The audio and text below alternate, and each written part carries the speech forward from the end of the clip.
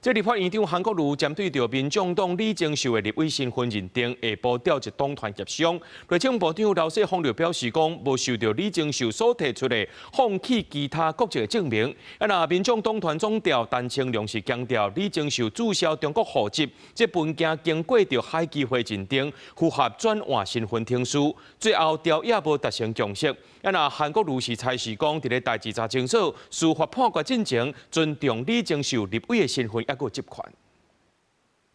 民進黨立委李正秀是含入國籍含戶籍的爭議，立法院長韓國瑜昨日針對李正秀立委身份的認定，召開黨團協商。內政部長劉世芳強調講，照國際法的規定，目前無收到李正秀提出放棄其他國籍的證明。立委會主委邱水正表示，李正秀登記參選的時陣，身份轉換程序還未完成，政府照法律認定伊無符合相關參選資格。中國大陸人民不具中華民國國籍，非屬中華民國國民，自不享有或負擔中華民國國民的權利義務。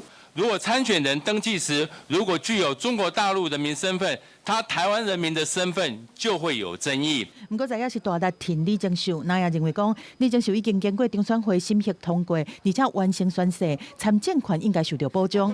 並且是強調李正秀註銷中國的戶籍，文件經過海基會認定，符合轉換身份的定數。麻煩問到中國配偶成功放棄中國籍的。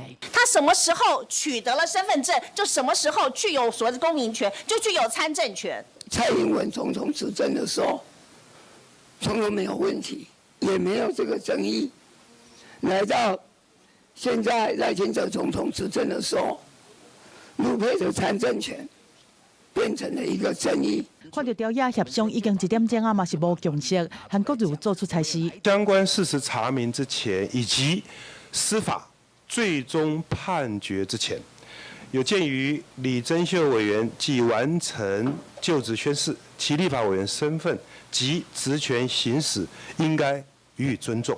外界關注李正秀刷落來，敢會當順利執行？因為行政院長杜英台下令，在立委合格資格還未確認之前，各部會未提供任何資料。會不會擔心之後職權會不會受影響？不擔心，不擔心，謝謝。對官員若無愛接受李正秀的質詢，愛安怎化解激氣的局面？南委廖先祥做內政委員會調委表態講，會保障李正秀的權利。記者綜合報道。